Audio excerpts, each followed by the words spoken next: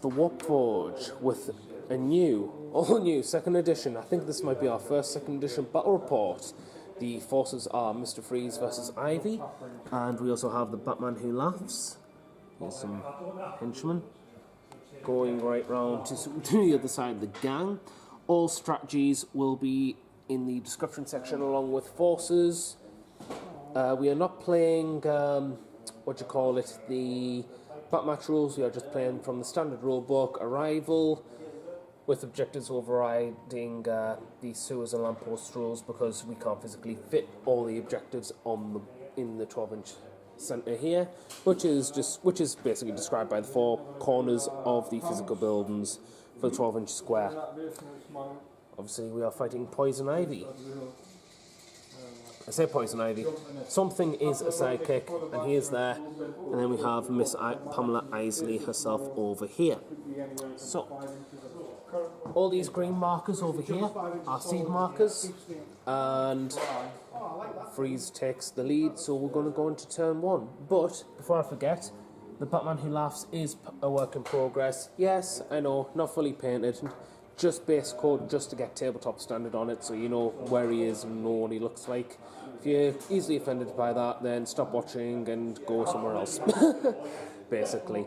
So, like I say again, strategies will be in the description section, which is why you can see how far I've deployed, which is a massive deployment advantage over the 12-inch corner over here, and why there is a frozen area, because Freeze Gang.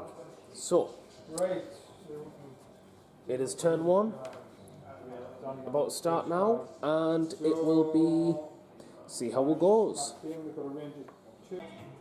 Okay, so, turn 1. So, turn 1 of, the game. I took the lead because red dice are me, orange dice are Ivy, because orange represents fire, and I think Freeze dislikes fire a lot more than Ivy, especially when he gets set light by Punisher Batman in the latest of the Dark Knight Metal comics. I'm just checking. So, as you can see here, everyone moved forward. All the guys moved forward. There were lampposts here which were destroyed. The same goes over here. So, making me go seasick. Yes, I am. There was a lamppost here that was destroyed. Batman Who Laughs just basically moved 7 inches because he's large on top of the ammo dump here. And Snowy 5, because I know he has a different name, but Eternal, I've played more of first edition than second edition, I would admit, so I'm calling him Snowy 5, because that's how I remember him. He got over here and took the supplies, which I will paint at some point. Again, if you don't like unpainted minis, switch off now and watch something else. Over here, all these guys moved from the ice template, no problem. Ivy only got moved 6 inches with all the combined movement, past the agility roll so she wasn't knocked down. This guy here just sat over here, and we both gained an extra victory point because we are both on our own objectives. He's on medical supplies as well. As you can see, the plants are ready to wait. His carbine guy is waiting to shoot things, which is why I destroyed the lamppost so that he can't see my guys. Swamp Thing. Now, Swamp Thing now, in the new rules, has a casting ability where he can fly and do more damage or add a point of strength to himself, I believe, because he's magic. He is the green. He fights for the green. So, he rolled for his magic tests and failed. So he's literally just standing there doing a wannabe Batman, waiting on the rooftops, waiting to pounce on the enemy. So, without further ado, we will go into turn 2. Okay, so it is turn 2. Freeze took the lead. As you can see, things start getting very messy indeed. So may as well go with the highlights. Oh, hello. Yes, that's what we want. That's everything we want. So, only on the Warp Forge will you have an accidental zoom in on Ivy. Not making me look like a giant pervert, all aren't you, camera? Aye, there we're gone. So Ivy hypnotised two of my henchmen. Okay. because they are no longer my henchmen until his next activation, or the model's next activation, which is meant under his control, my opponent's control. Freeze decided, you know what, Sodgers, you're not on my payroll anymore, so freeze! And I managed to damage them both and knock out one of them, which is this guy, and he got up. He's on 1 point of endurance left, or 2 points. No, 1 point. Sorry. Bodyguard over here just moved, and this was also a big thing. This guy got shot to high hell. He took about 4 points of damage from this plant, and then 2 blood and 2 stun, but recovered 1 in the recount phase. Batman Who Laughs moved forward, spent 3 attack counters to attack this plant, knocked the plant out with his Rent Boy Robbins, and yes, quite literally, Rent Boy Robbins, I know, once it's better painted you'll get a better look at him, and knocked out a plant. Yeah, you can knock out plants, not rip them apart like kids do, no, just knock them out apparently.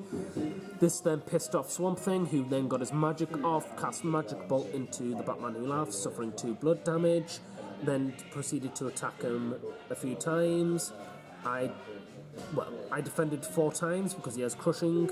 On his hit rolls, he only managed to get 2 hit rolls in. I blocked 1, he rolled to damage and failed. And that was incredibly a good feeling, because that's what the Batman Who Laughs is supposed to do. He's meant to be my big beater. And yep, so Freeze is just there. Just being there. I'm going to have to end up killing my own model, I think, at this point. So yeah, this guy moved down, didn't do anything. This guy over here shot a few pistol rounds into Snowy 3, and he passed all his ping rolls. He had rate of fire 2. Fired, I passed my ping rolls. This guy then tried to shank Snowy 5 before he got hypnotised, and, well, a high security henchman did, and dealt 2 blood damage.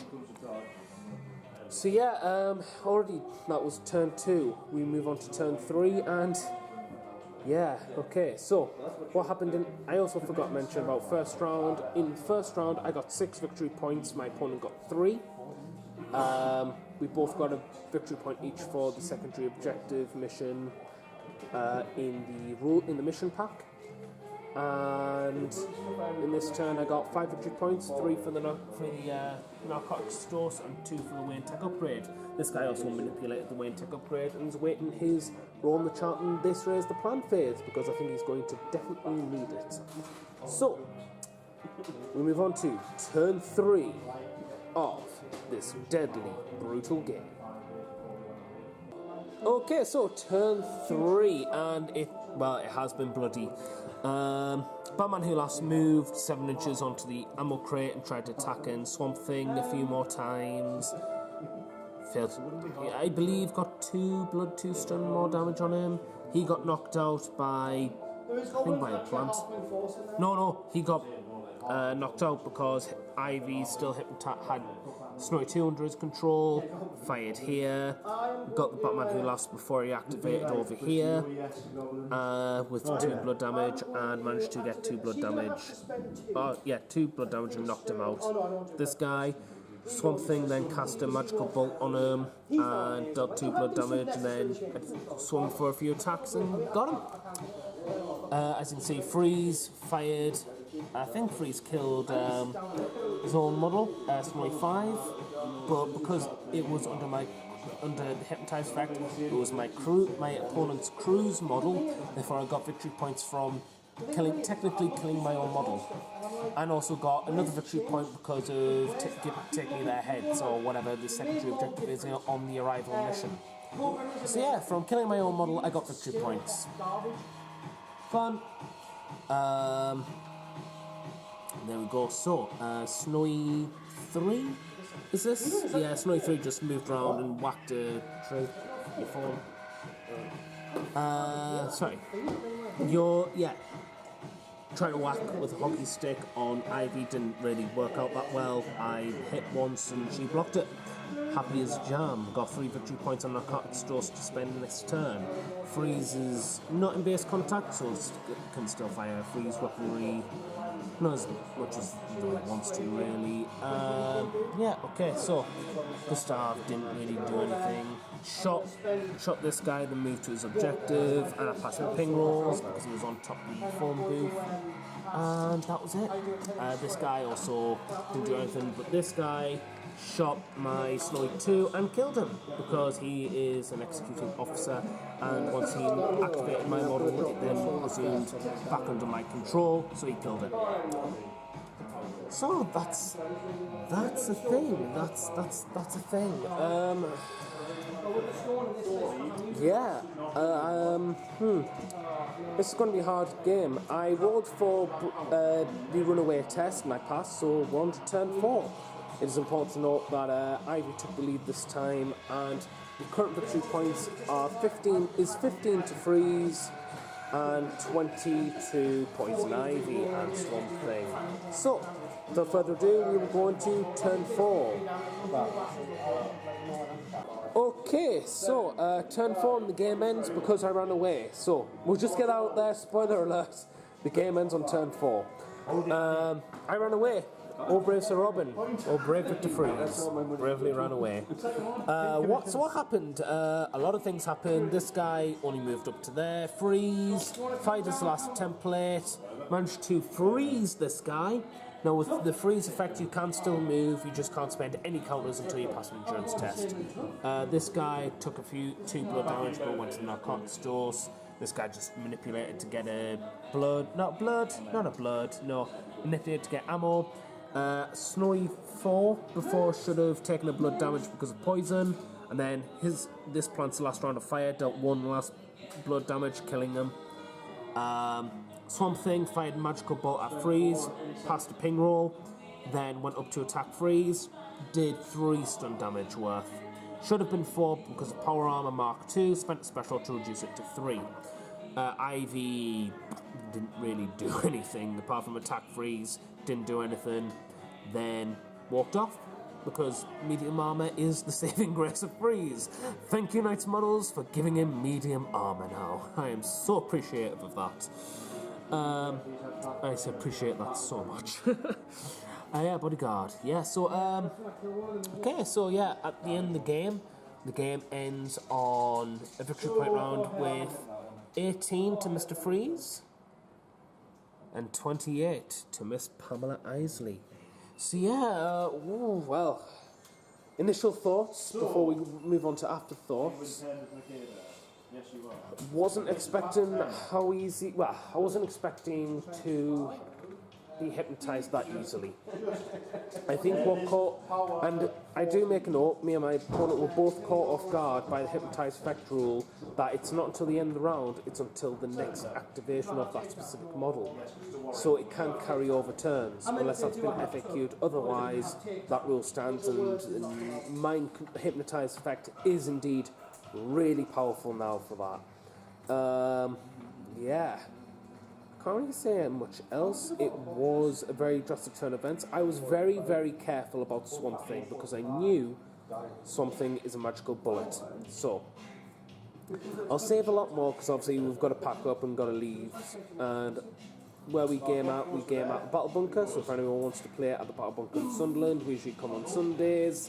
Play games of Batman and all sorts of indie games that aren't Games Workshop big games like 40k and Age of Sigmar. So come around, pop around for a chat, come around, have some pants, and playing Gotham and far and wide and other places too. So, yeah. Thanks to Battle Bunker for letting us host this game here, and I'll see you all in the afterthoughts. Good day. Okay, so afterthoughts. Oh, well, I mean, where do we start?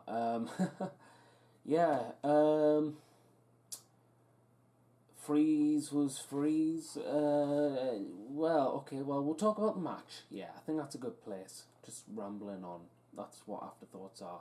It's raw, it's not scripted.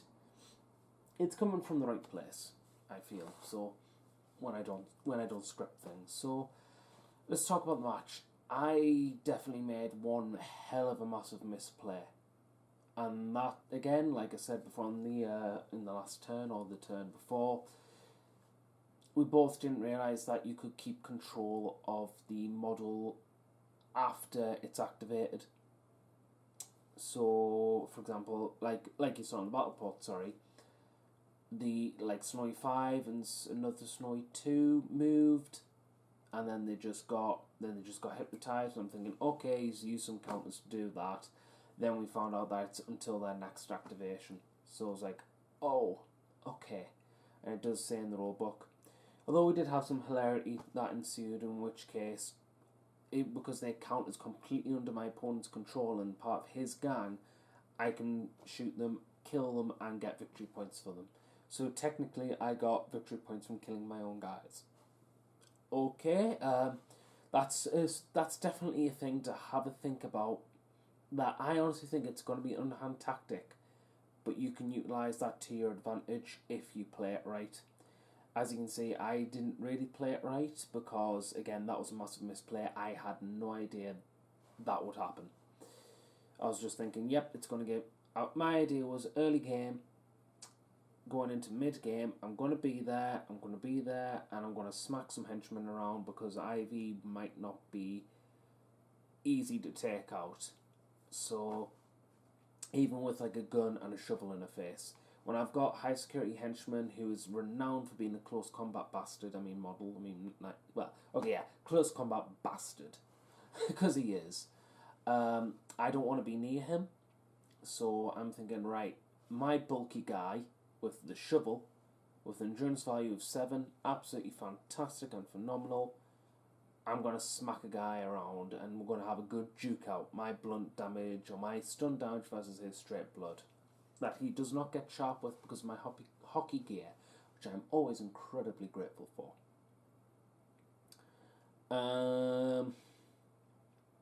Yeah. So we did make a massive misplay. And obviously the game turned hard. It was a very hard counter. Now, in Batman, people could say, oh, well, that was the game made at Endless Creation and that was the game set match from there. And no, I totally disagree. I know a lot of the Games Workshop crowd might think that, especially if they're just coming into this game. I made a massive misplay. I have one of the best models to deal with Ivy, being Mr.Freeze over there. He has self-discipline, which is his biggest advantage against Ivy. He cannot be hypnotised. Being willpower 7, it's a risky move if you try and hypnotise him, but, it can happen, he can go off and he can be hypnotised. But Victor can't. He is very dedicated to his wife Nora, and that's enough explanation for law reasons why he should have that trait to me. He has medium armour, so if she shoots or tries to attack him, she's wounded on a 5 or a 6, roughly. So again, not very good damage output against Freeze, and he has a chance of actually freezing her, either using by Ice Flash, by cooling her, or making a lose a movement counter at least a -1 defense. And then obviously the refrigeration arm cannon shoots, it freezes, and then it scores with a crit of a freeze. That would be fantastic. So what I should have done is not been as aggressive with with the Freeze henchmen, pulled them back, started going through this direct centre of the triangle of waste disposal units, taken out that plant, moved forward, got on my objectives and just sat on them. That means I would have had to deal with the carbine weapon, which, again, I can't really comment on how I would have dealt with that, considering the fact that the Batman was tied up with Swamp Thing. Now, moving on to my big bad boy. Yes, because nobody brings Batman, so I decided, fuck it, I will. Yeah, my opponent usually brings, he brings Arrow. Brave and Bold crews don't really bring Batman unless it's Nightmare Batman, Gen Con exclusive, which is, I'll admit, a little bit annoying. But hey, I mean, the Batmans are alright, but people favour blood damage. That's an unfortunate fact of the game. So Arrow does very well, as well as Gordon and Constantine, even with the magic reductions and nerfings, they still do well. Swamp Thing, I knew before from watching a previous game. Yeah, the week before this match. Swamp Thing, what he does is he powers up Swamp Thing with his magic, gives him flying high ability, the best flying rule in the game, and uses him as a magic missile. He is the magic bullet. He goes, he stomps, and he hits face. And then he powers up with the, I believe it's a spell that either gives him handy or +1 strength or both. Can't remember, but either way, he hits like a brick, he damages like a brick. His only downside is that he doesn't really get rerolls unless he goes for the magic power. And even when it's to damage, it's straightforward damage roll, there's no rerolls or any clever way of doing that. He's just very hard to block, so if he does damage, he damages and he hurts like an absolute truck. Trying not to sweat that much. So I thought, how am I going to deal with that? Because he's going to headhunt. It's easy to see that if I make a positioning displacement during the first turn of the game, he's going to use flying high and he's going to stomp on Victor, with Victor's only saving grace being the medium armor. How am I going to deal with that? Now, Victor's abilities can deal with Swamp Thing to a degree, being that he can freeze him, which is his best chance, and Ice Flash, which isn't his best because it requires an endurance roll that he can easily pass because he's endurance 12. So I'm looking at a 1 out of 6 chance of potentially paralysing him and being able to do my thing, which is get on the objectives early game in that sense. So as you saw my deployment, I bubbled, I screened, I made sure he could not get a placement down near Freeze with a 2-inch reach melee weapon onto Freeze. I screened, I bubbled, because that's the only way I could see of how to deal with that. And then obviously the Batman Who Laughs, I stacked deployment like crazy because I want him in my opponent's face or I want him claiming for turn 1 objectives, which he did spectacularly well. My opening game was fantastic. It was everything I needed, everything I could want. He failed his magic rolls, so he couldn't use flying high. I managed to smash all the lampposts near me, so it made it very hard for my opponent to get the carbine off on my guys. And that was that. Now, Batman Who Laughs versus Swamp Thing, he did what he was supposed to do. He tied him up for nearly the entirety of the game until the very last turn. His defense 5, he's a large model with defense 5. It's fantastic. It's absolutely amazing. I'm never gonna complain about that. It is so good, so good. It's a real name. Like I said, defense 5 is defense 5, and Trickster is his biggest thing. I know he's got a lot of other things. I know people will say, "Oh, persuasive." That's very good on a large model. It is. But in my opinion, Trickster is his #1 gain. Absolutely 110%. And I think this battle report really shows it, because all I did was just stack up on defense 5 and wait for Swamp Thing to attack, because I was not letting him have it. Now, his high defense, he could only just get through it. What was the saving grace for Swamp Thing was his magic bolt spell, basically just hitting us as a ranged weapon. Now he definitely had the range, because even though the Batman Who Laughs has stealth, which means enemy models within 8 inches of him are the only things that can use ranged weapons against him. If you're beyond 8 inches of range, you can't shoot him.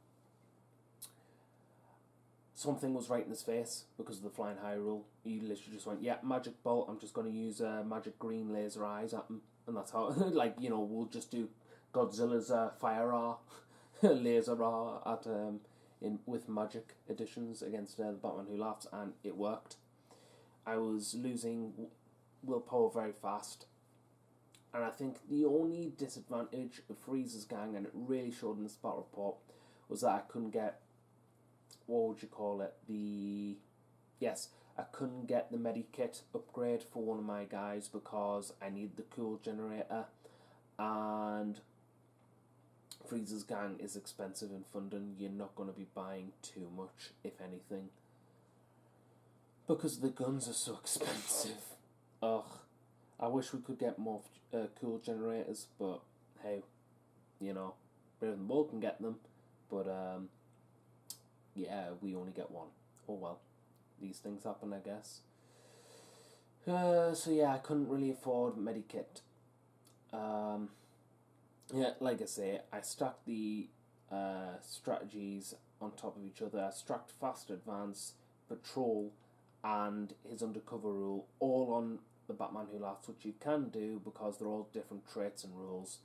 They aren't the same, so they can accumulate, stack up, and I can launch them like a missile at whatever I can. And being Defense 5 with an 8-inch, well, beyond 8 inches range weapon blocking range, essentially, unless he gets illuminated, which shouldn't happen that often. But hey, these things can happen, but in this game it didn't, luckily. Which is why he couldn't really shoot his carbine off, which was fantastic. Yeah, like I say, I stacked all the strategies up with his Undercover rule just to get that deployment allowance, so I could get to turn 1 objectives, and it was fantastic. But again, Swamp Thing, he's a hard one. He is a hard heavy hitter. He's 150 rep, so he is very expensive for his cost. He's nearly half a gang, but when you've got that and Ivy with her hypnotize, on top of seed markers that can do paralysis, maybe an extra hypnotize, I can't remember, and just general damage all around, and they can be anywhere. She doesn't really need the number count. So, like I say, there are ways to deal with her, but as I've realized, I have played quite a lot of 2nd edition games. I just haven't done battle reports because none of it's been really painted. As you can see from the Batman Who Laughs here, I'm still getting through him, and he's a hard model, very hard model to paint because he's one piece, believe it or not, and it's just getting around to all the Robins. That's the main issue. Well, that's the main obstacle. They are very hard to paint around, especially when he's on his base, when I've attempted to sculpt smoke around it, so it just looks like he's appeared. Yeah, like I say, Batman has, what I've found is Batman has a steep learning curve. The rules are easy, very easy for 2nd edition. They've taken out all the clunk, and it's just a simple case of spend counters, your guy does something, then alternate, and see who wins. With a few bubble effects off, like leaders have Inspire, some people have reroll Willpower and reroll Let's Go rolls, etc., etc. Very few bubble effects, and that's it. The game revolves around objectives, but the game has a steep learning curve in terms of tactical, not viability, tactical flexibility. It's, if you make a wrong move, you will be punished for it, and depending on how incorrect the move was, it gives you the general gist of what to expect. Like in this game, I made a massive misplay because I hadn't realised about the hypnotize effect changing, because I thought it was until the end of the turn. No. So, like I say, depending on the degree of how incorrect your play was, you get the rightful reprimandation, if that's a word. Well, okay, it is. I just made it up. Done. It's done. I've just made it. It's official. It's in the Oxford Dictionary. You can check it up on Google now. So yeah, it has a very steep learning curve, but I have learned from it, and that's what I like about Batman. It's not a game like, in my opinion, from 40k, where you can lose a game just because you brought the wrong list, or list creation dictated before you even deployed models on the board. That to me isn't a game. That isn't to me something I can learn from, other than, oh look, I need to conform with whatever meta is appropriate. That's not how I judge a good tactical game. A good tactical game is, as you've just seen there, I made a massive misplay, but I've learned from it. I've already said before, I would pull those henchmen around, and I would push onto the objectives, and I would push right through the triangle to try and get stuff off. I would have Freeze in between the vehicle and the building, basically doing a Gandalf, you shall not pass, and Ivy would have had trouble with Freeze, I personally believe.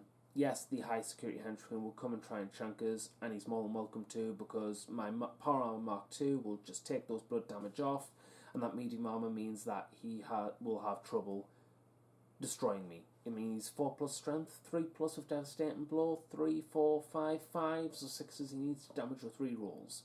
You get 3 rolls, but again, 6s is hard to get through.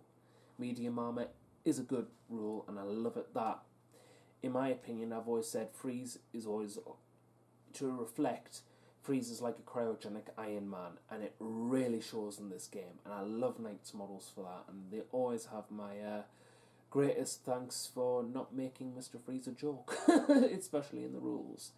He's a good, strong model, and I think he could have done the Gandalf if I had if I had known or realised before what my henchman would have went through before getting hypnotised. So again, it has a steep learning curve, but you can learn and you can build from your experiences, which is what I love about Batman. So yeah, it's been a hard game. Would I choose Batman Who Laughs again? Absolutely. One of the things I was a bit, I wasn't too sure on was the fact that we both had to play the waiting game. I'm not sure if I like that or not. Only because, how would you say, if I activate it first and use Trickster to put everything in attack, he already has his defense counters, I need to get through and make some damage. I can do some damage, but he's endurance 12, I'm not going to take him out in a turn. It's going to have to build up. But if he activates first, he has to get through defense 5, then 5 defense counters, which he can do because he has crushing on his melee weapon, but not often. So, like I say, it was hard for him to get through defense 5. So it was a waiting game. Who would activate first? Because whoever activated first, they know that the other model would capitalise on that activation. Absolutely capitalise.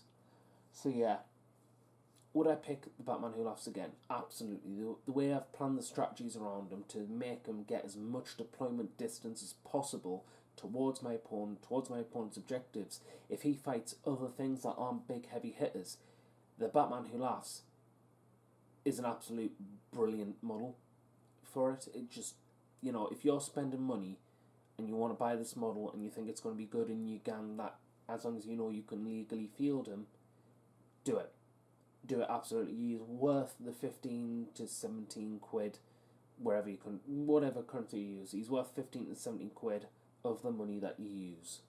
Absolutely worth the 140 reputation in your gang. He's expensive, again, like I said before, he's nearly half your gang, he's 5 rep less than Deathstroke, but I prefer this model over Deathstroke any day. Deathstroke's very, very good, but once Deathstroke sets his counters on something, he can't take backsies on them like the Batman Who Laughs can. This means your opponent can see what he plans to do this turn. If you've got all your counters on attack, you know he's going to play aggressively with Deathstroke. You can plan around that. You can't plan around that with the Batman Who Laughs. He's 5 rep less. He's got more movement distance. Yes, he loses Acrobat, but he gains... No, he doesn't even gain stealth, because I think even Deathstroke has stealth. But he gets the movement, and he gets a weapon with reach that provides some form of ping roll as well, because it's reach, handy and protective. All in all, I'd always rather pick the Batman Who Laughs. So I get an evil Batman in every list because he's so good. Now obviously there is the comparison between Batman the Merciless and Batman Who Laughs. Yes, if you can afford the 30 quid for the Dark Knights collection being the 3 models, pick that, pick the Merciless, there you go, you're having fun. Again, another medium armor, but you can do effects off him and stuff like that. He's good, and when he hits with his sword, you know about it. Damage on 2+ with 3 rolls, and unstoppable, basically meaning that you need to spend 2 counters in defense to block one of his block rolls. He's coming for you, he'll hit you like a brick, and he's cheaper than the Batman Who Laughs. But if you're on a budget and you don't really want to paint that many models, Batman Who Laughs every time. Every time. You won't have to feel, it won't sting as much. Even if you don't pick the Batman the Merciless, Batman Who Laughs, you won't feel the sting of not fielding Batman the Merciless. And obviously there's Red Death and the Drowned. The Drowned I want to use with Freeze. I think she can be very good with Freeze, but in a very specific way. And Red Death's fantastic. He's not a bad model in any case. He's not a bad model at all. The thing that hurts, the thing I personally find that hurts the Red Death the most is that you need a leader that you need to be interested in that can deplete counters. So someone like Arkhamites Scarecrow, which is great, or something that can capitalise on taking away its counters. You would think Freeze, but considering that Freeze has so many cold weapons and a frozen area templates and stuff like that can easily hurt your own, and especially because he's a speedster, really hurt a speedster, I wouldn't advise it that much. Give it a go, see what you could surprise us, but he's more for like Scarecrow, maybe even the legacy version of Mad Hatter, which I won't go into because we're not having that rant. We're not having that rant just yet. We've just gone back in the game. So yeah. He's very good, but he plays with a specific play style of taking away counters so that your opponent is shut down and can't do anything.